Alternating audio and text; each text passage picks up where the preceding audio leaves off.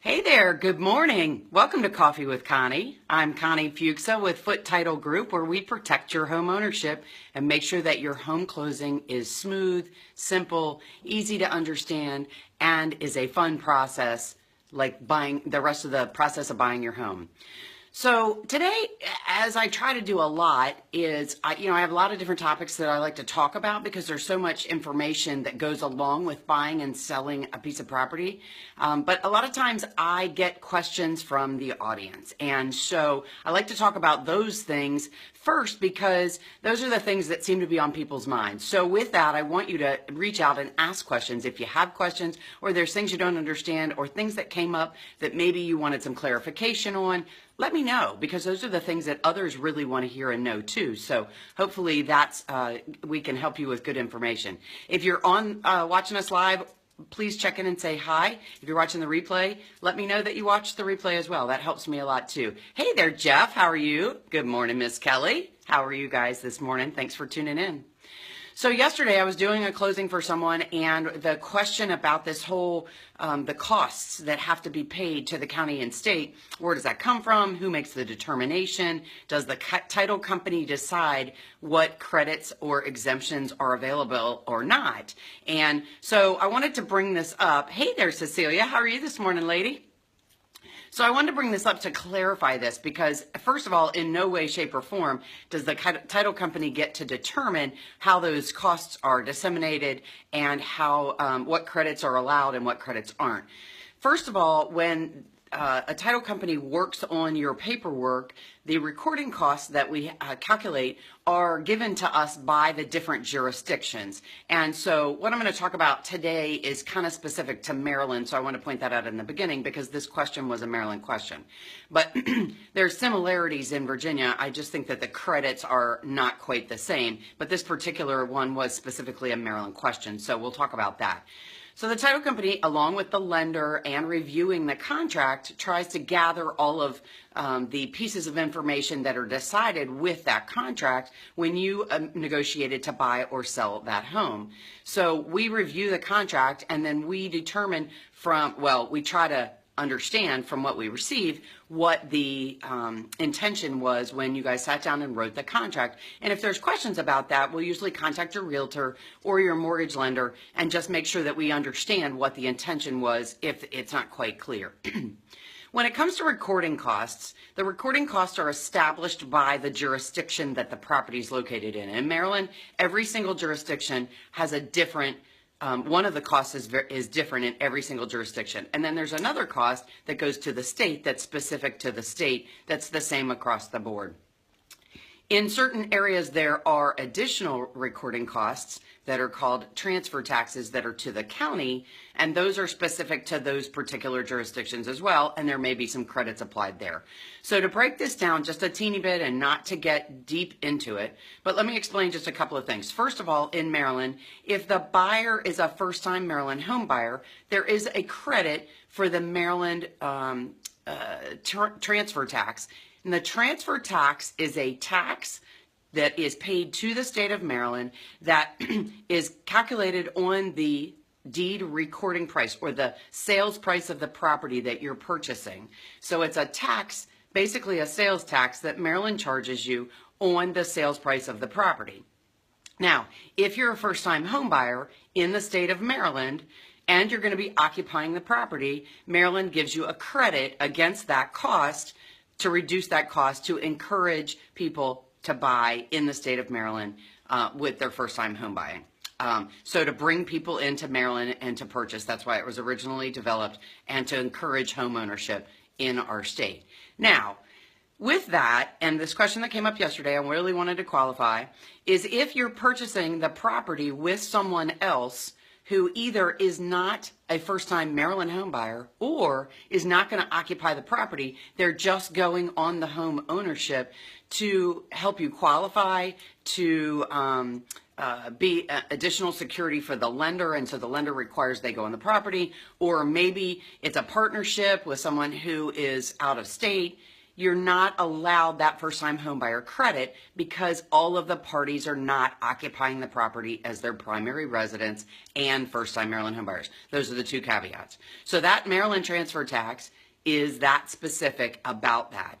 All of the parties who are going on the ownership of the property must be first-time Maryland homebuyers and must be occupying the property as their primary residence. Then there is a recording cost that is called recordation taxes, and that is specific to each county. And the price for every different jurisdiction is different. Likewise in Virginia, there's different jurisdictions that have different pricing based on where the property is located. So those don't have credits to them. Those are specific to those particular areas, and the percentages is based on the sales price, but it depends on the jurisdiction as to what that number is, what that calculation is. Now, some counties, as I said earlier, have what's called a county transfer tax, and that's in addition to the recordation tax. And again, the easiest way to understand these is they're all sales tax, if you will, to those jurisdictions. And in certain counties, there's actually a county transfer tax, and in those counties, most likely, there is a credit for owner occupying those properties as well. If you're first-time buyers or occupying, the rules vary depending on the jurisdiction. So those things you want to check out. Those are some things that are on our website. There's a calculator, and on every page of the website, over on the right, there's a closing cost calculator that'll help you calculate exactly what those costs are, number one. Number two, we also have a book that has all the recording costs on our website. On the resources tab, whether you're looking at the seller's page, the buyer's page, the realtor's lender's page, there is a resource on there that is the recording costs in both states, in Maryland and Virginia, for all the counties. So it gives you the calculations for what those are. So if you're looking at something in a certain area and you want to know what that is, there's a resource there for you to be able to go and download. And finally, I wanted to say that, a comment was made yesterday to me that, well, does the title company decide whether the credit's given or not?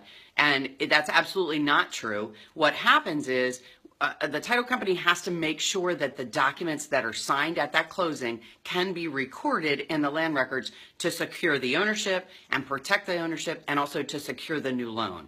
And so we have to do our research and make sure that we understand all the nuances of the particular ownership to make sure that we're giving the proper credits and we're not giving the credits where they're not eligible. And the reason for that is because once everyone walks away from that table, we've got to get these documents recorded. And if we don't have all the proper pieces in place, we have to call you after closing, and it may cost more if we haven't collected the correct recording costs, if we've given a credit when it's really not valid. And so most companies will err on the side of caution to make sure we can get something recorded because of the way we understand the process going. And then if there is a credit, we'll be able to give that credit back. Now, if we know for sure and everybody signs off on a certification that the county and the state require, then absolutely, then we'll be able to do that. But for us to say that we actually determine whether or not you can get the credit is absolutely not true. It's actually the jurisdiction that determines and makes these rules. And if we know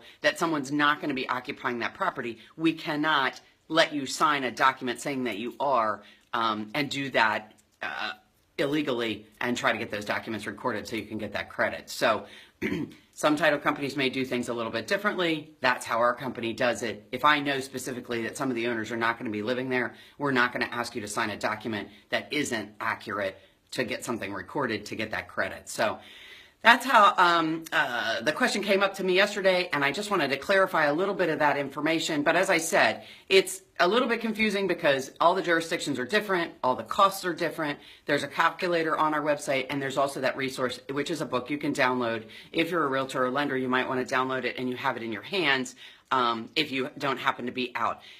Also, just for that, along that same line, if you are out showing homes, you can actually download the calculator that we have as an app on your phone, so you can calculate it right while you're out on the fly, and that'll help you out a lot too if you're working up some closing costs for a customer and you're going to buy or sell that are buying or selling a house. And so you can get some numbers there that will help you calculate what those numbers are, because they're different in every jurisdiction and they change a lot. So Thank you guys so much for tuning in. Hey, Chip, how are you? I'm glad to know that your house survived all of the craziness, and hopefully you guys don't get another storm. Hey, David, good morning. How are you? Thank you guys for taking the time to tune in. If you found what we talked about valuable, please click the share button, because the fact that somebody asked me a question means that other people have that question, and I would really appreciate it if you would share. There's lots of other really good resources on our website. Right now we have a new flyer that's a new feature on there that you can download, the 10 most frequently asked questions for first-time home buyers, which is a good little resource to download if you're thinking about buying a home, you know somebody that is, you can download that right there. There's all kinds of other resources on our buyers and sellers page, closing cost calculators, sample closing documents. If you want to review documents before closing, there's some samples on there for you to look at. So go check out our website, www.foottetitlegroup.com. It's Foote. And thank you so much for tuning in. I really appreciate your time. I'm Connie Foote with Foote Title Group, where we protect your home ownership. Have an awesome day, everybody, and I'll see you soon. Bye-bye.